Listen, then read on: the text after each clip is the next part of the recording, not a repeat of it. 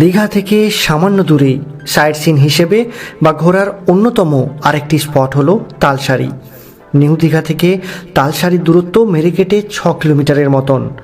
এখানে আসার অন্যতম কারণ যদি বলেন তবে নিরিবিলি সমুদ্র তো বটেই, সঙ্গে সুবর্ণরেখা নদীর সমুদ্রে এসে পড়ার দৃশ্যও কম কি। যদি চান নৌকা বিহারও এখানে করে নিতে পারেন।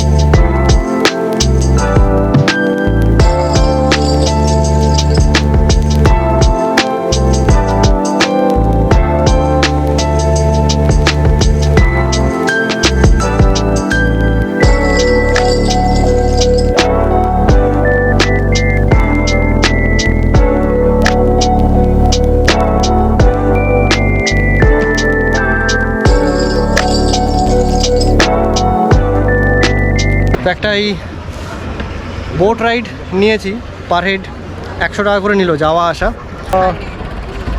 এখন যেহেতু সুবর্ণরেখা নদীতে টাইড চলছে অর্থাৎ জোয়ার চলছে, সেই কারণে হেঁটে পারাবার করা সম্ভব নয়, আপনাকে নৌকা করেই পেরোতে হবে।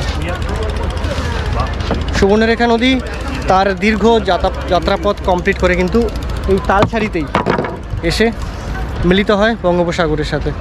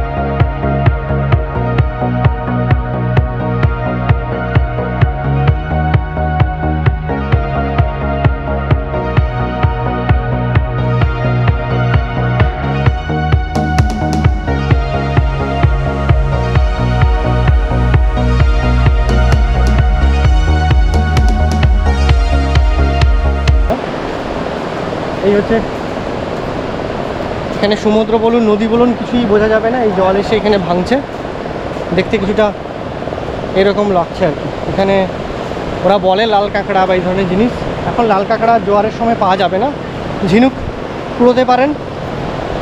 দূরে ওই বকগুলোকে দেখা যাচ্ছে। তো এই হচ্ছে কিছুটা দৃশ্য তালসারি থেকে, বিচ থেকে নৌকায় করে একটা নতুন ভার্জিন দ্বীপে যদি আপনারা আসতে চান এইভাবেই আসতে পারেন।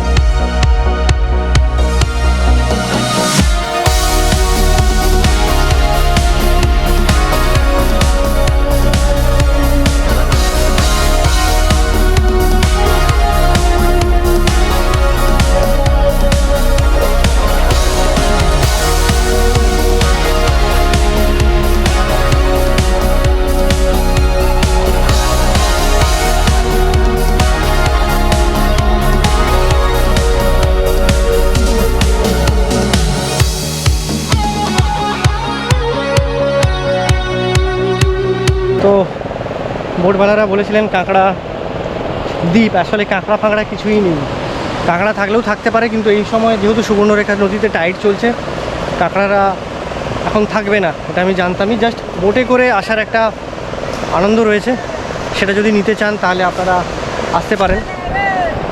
ওই দূরে দেখা যাচ্ছে তালসারি সি বিচ, আর বালির বিভিন্ন জায়গাতে ছড়িয়ে ছিটিয়ে রয়েছে জেলিফিশ, যেগুলো দেখে লোক একটু অবাক হচ্ছে যে কী জিনিস। তো খুবই সুন্দর একটা বিচ, অনেকেই কিন্তু আসছে।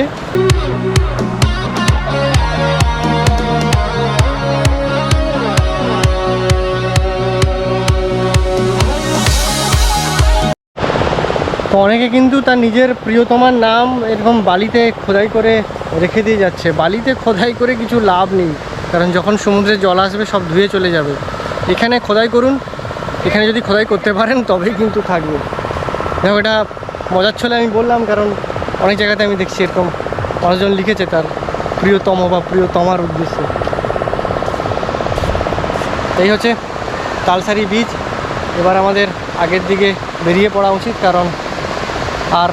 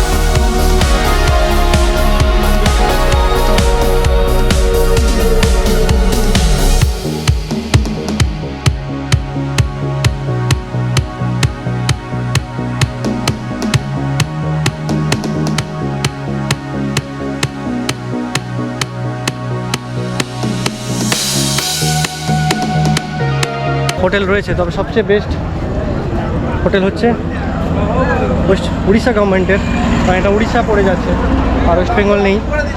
পান্থনিবাস একদম সমুদ্রের ধারেই থাকবেন গভর্নমেন্টের মধ্যে, তাহলে কিন্তু এটা তো ট্রাই করতে পারবে। এখান থেকে আপনারা টোটোও পেয়ে যাবেন চন্দনেশ্বর পর্যন্ত যাওয়া। চন্দনেশ্বর থেকে আবার আপনাকে শেয়ার গাড়ি করে যেতে হবে দীঘা বর্ডার।